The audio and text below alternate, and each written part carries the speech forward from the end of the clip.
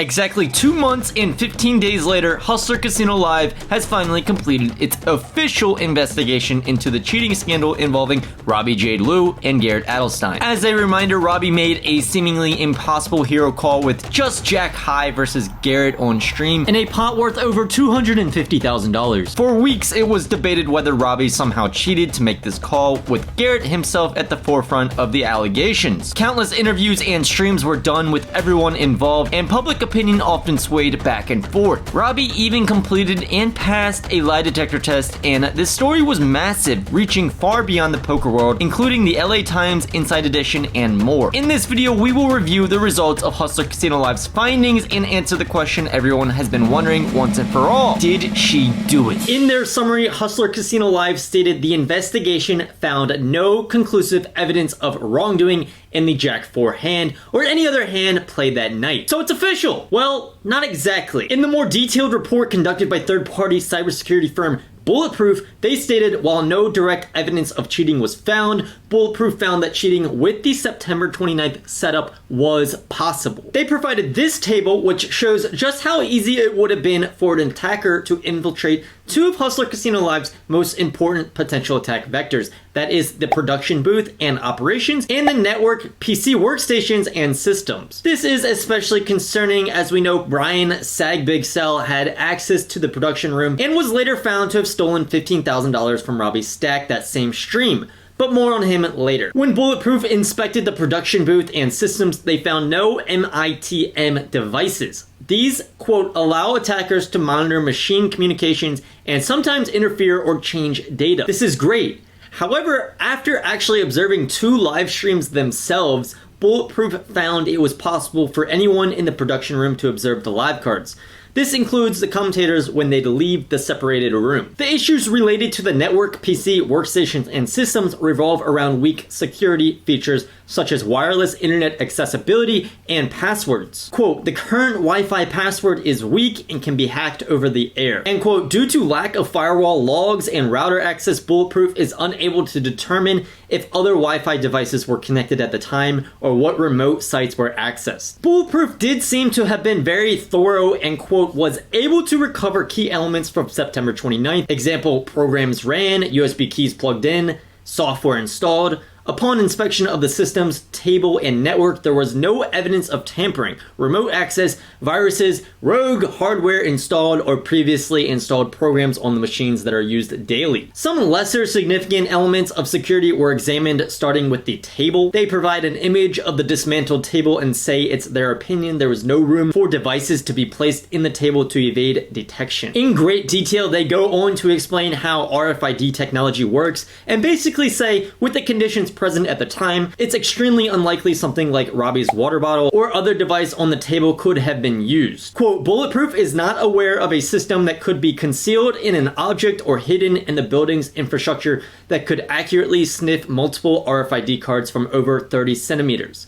This is assuming perfect conditions without EMI present, antenna tuning has been performed, and discounting the other cards on the table or the dealer's hand. So they're basically saying the RFID technology makes it even harder to identify Robbi's specific hand because she was especially sitting right next to the dealer who had a bunch of cards. Next, the card shuffler was examined and concluded to be safe. Quote, the general rule in cybersecurity is if a device knows the value of an object, then an attacker can know that object's value. The Deckmate 1 cannot read any information about the cards other than the number of cards in the deck.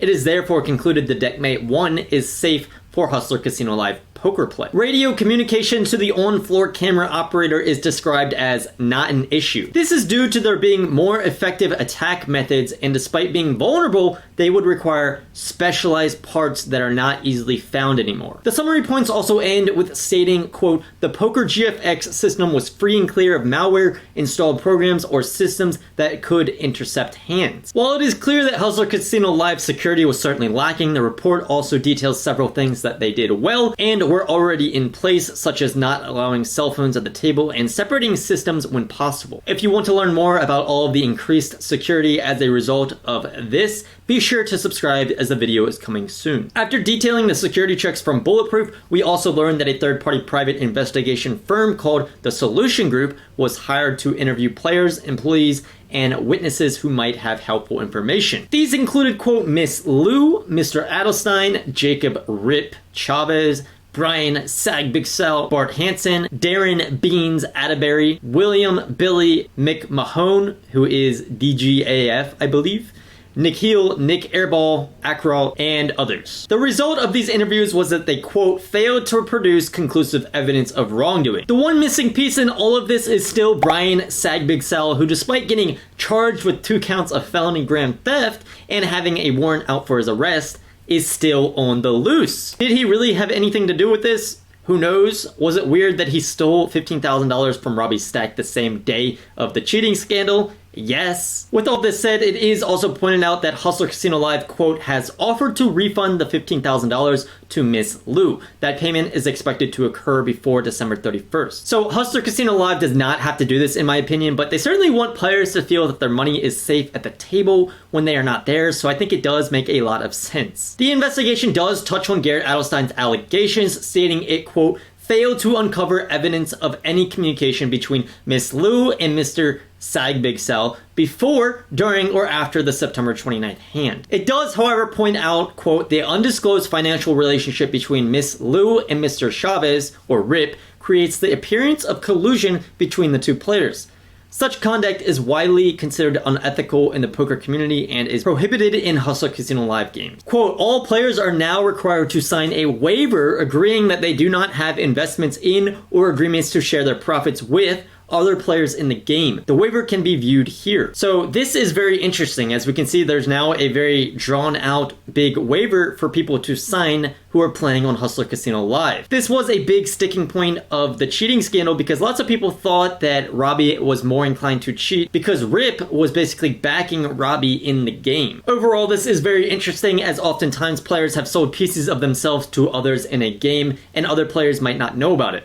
It can certainly create soft playing even if unintended, so I think this is a great change that Hustler is implementing. Finally, we learn after reviewing casino footage, nothing suspicious was found. We get this conclusion paragraph with highlights that include Hustler Casino Live spending more than $100,000 on this investigation, and as mentioned in the beginning of this video, quote, no conclusive evidence of wrongdoing relating to the September 29th hand was found. It does not mean that no wrongdoing occurred. It means that the investigation failed to find credible evidence of wrongdoing. So really, all the investigation uncovered was improvements that could be implemented, as well as obviously testing many theories and possibilities of cheating and coming out with a result that says most likely not. After all of this, we see a statement from Robbi which says, I had full faith and confidence in what the investigation would reveal and in Nick Vertucci, Ryan Feldman, and Hustler Casino Live regarding the thoroughness of the investigation that was undertaken. As you can imagine, I am relieved and looking forward to finally putting this behind me. I cannot stress enough how incredibly grateful I am to all of my supporters and friends worldwide who have stuck with me throughout this grueling process. You have all been my strength when I needed it most. I'm excited for the next chapter and any positive changes this incident may implement in the gaming industry. Now it's time to go play poker. After Hustler Casino Live posted the findings, Garrett Adelstein responded on Twitter with these 2 tweets, which really do not relate to his opinion on the investigation at all. One of 2, I was heartened reading the details regarding several security measures Hustler Casino Live has implemented. Security vulnerabilities are the existential threat facing poker streams we all love, and thus these updates are a win for everyone in our industry. 2 of 2, I've surprised myself with the peace I've felt being away from all things poker in recent months. But if/when I do decide to play again, I'm open to playing on Hustler Casino Live. So he's essentially saying, I'm happy we are improving security and I will play again on Hustler Casino Live at some point, which I'm definitely happy to hear. But as I said, he does not say whether or not he agrees with the investigation, whether his opinion has changed, whether he thinks he should apologize to Robbi. He did not say any of this. So there we have it. The investigation is over. Let me know in the comments what you all think of this. Are you happy? It seems Hustler Casino Live really can't do any more. I mean, I think many people wanted there to be something else that was found, as it makes things more exciting. But unless Garrett Adelstein comes out with something new, it does not seem to be that way. I'd say there's not enough evidence to prove Robbi did anything wrong. I'd say she is innocent, and I hope to see her and Garrett playing again in the future.